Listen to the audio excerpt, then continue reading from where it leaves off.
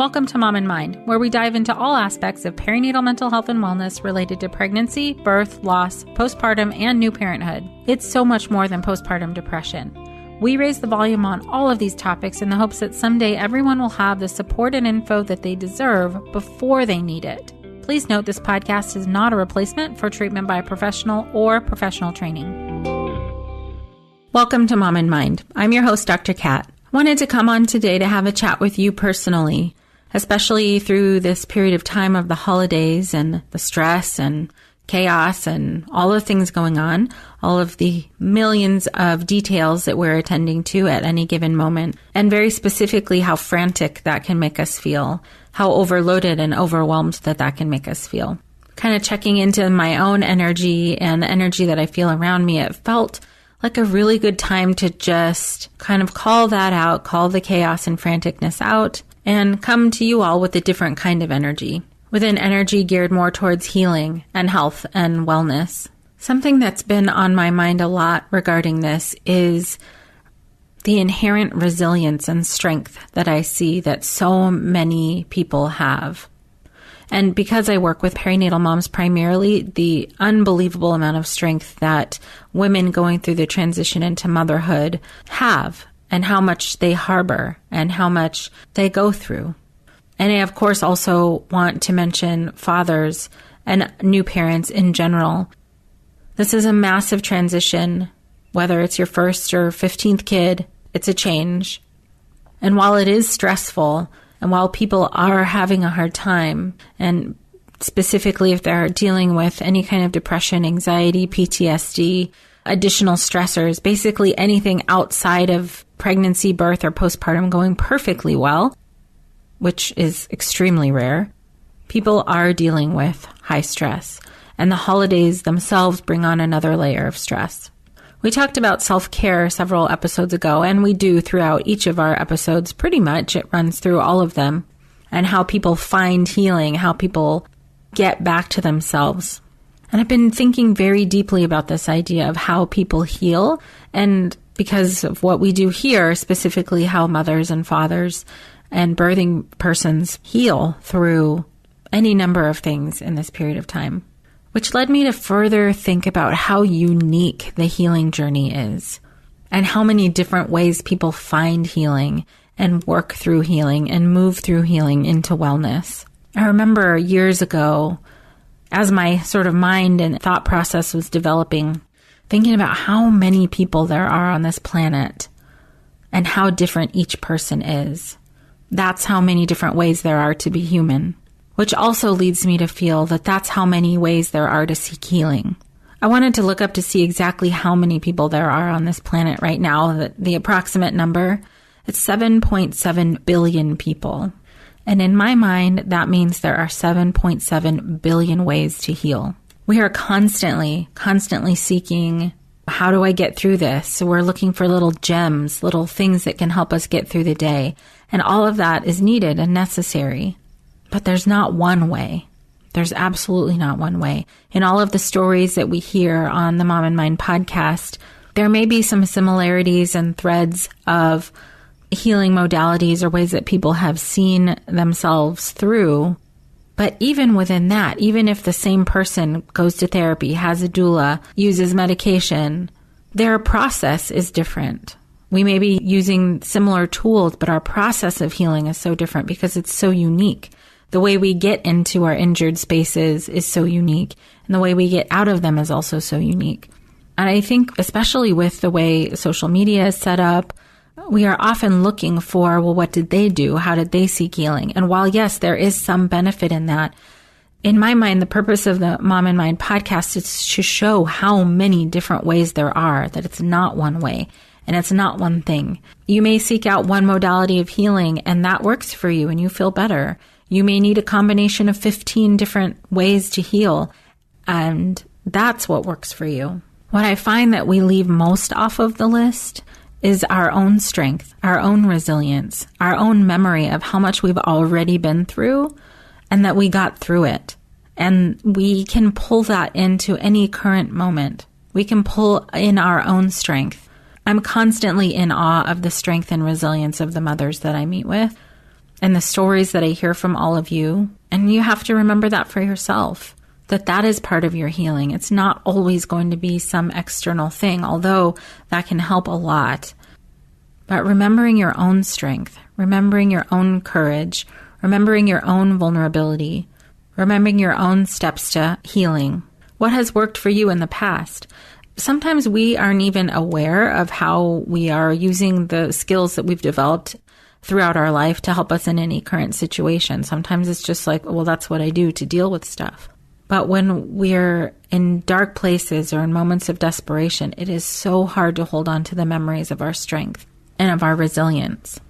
I think right now, and maybe especially as we approach a new year, there's a lot of stuff that comes up around a year ending and a new year beginning. And should I make resolutions? And oh my gosh, I need to lose this baby weight. And oh shoot, I should be, keeping a better schedule for my kids. And oh my gosh, I need to be doing a better job of pumping or breastfeeding or whatever it is.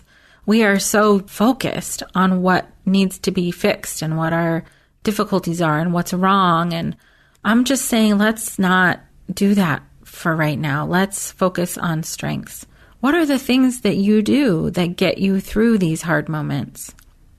And more importantly, what are those internal resources, the things that are you and uniquely you that help you pull through?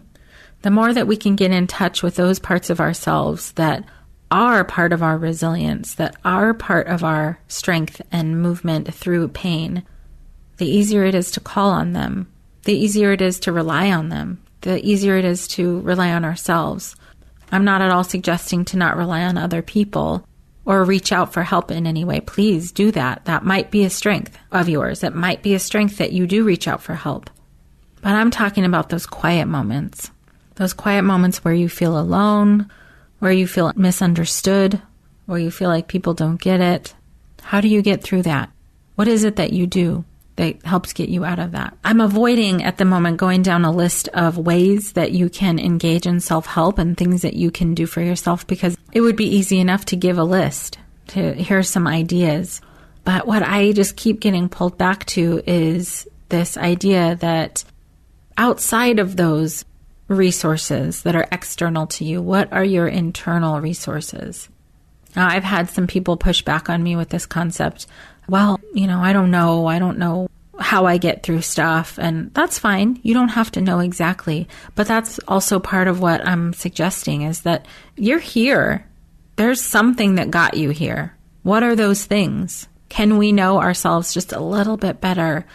Can we find out a little bit more of ourselves and know and rely on those parts of us that have kept us going? Doesn't need to look pretty, doesn't need to look perfect. You don't need to be sitting on a mountaintop, with butterflies all around you. That's not what we're looking for. This is that internal knowing, your intuition, your sense. What are those parts of you that carry you through difficult times? And it's not going to look the same as it is for somebody else. You are you. You are unique. You have your own needs, your own path, your own ways to heal.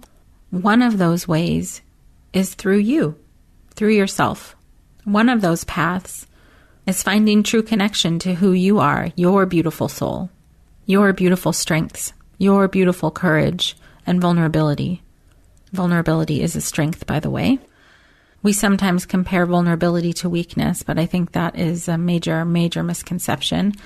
I feel like we're in a space in time right now where we're constantly seeking, and a lot of seeking of external validation and external resources and things that help point us in a direction. But really, everything that I see is pointing us back to ourselves, right? We are looking for those things that help us get connected to some part of us that feels true.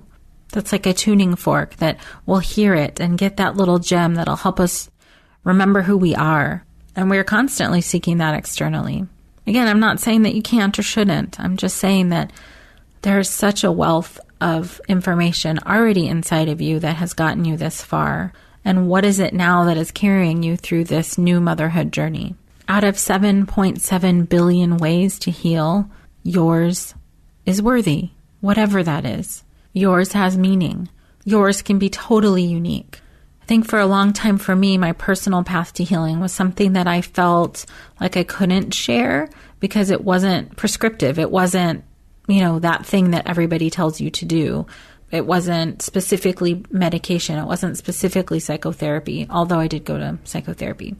But I didn't know that I needed a specialist at the time, so it didn't quite fit. It wasn't quite enough. So I sought out other things. I had acupuncture. I had a naturopathic doctor. I went to an energy healer. I did a lot of reading, looking up symptoms and whatnot, trying to understand, put myself in context. What is this thing? What is going on with me? Why is this happening? Kind of, for me, working through things happened on a couple of different levels. I needed to really have the information. That would be the external part. I needed the information. I needed some types of healing, and acupuncture was helpful. I had to fight to get my thyroid tested. I did. Turns out I did need the support of thyroid medication. I knew something wasn't right, but I didn't know what it was. So I did the external searching, and those things were helpful for me. Absolutely. What I also needed to do that unfortunately I couldn't find in the particular psychotherapy I had at the time was I needed to do some deep self-exploration. What is this? For me, my personal journey was that my soul felt shook. I felt like something deep, deep, deep inside of me had been awakened, and I had no idea what it was, but I felt like something needed to change. It just so happened to put me on this path, which I'm extremely grateful for. But my postpartum period of time woke up a lot of things in me that I did not expect. And I wanted to understand. And in order for me to understand and find my strength, I had to go inward. I had to understand what my strengths were, what my particular resilience needed to look like or looked like.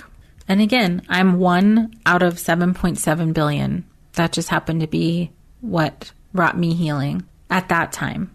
Not a typical path, not a standard path, but that's the one that worked for me. Part of the reason I'm sharing that with you is that it is uniquely mine.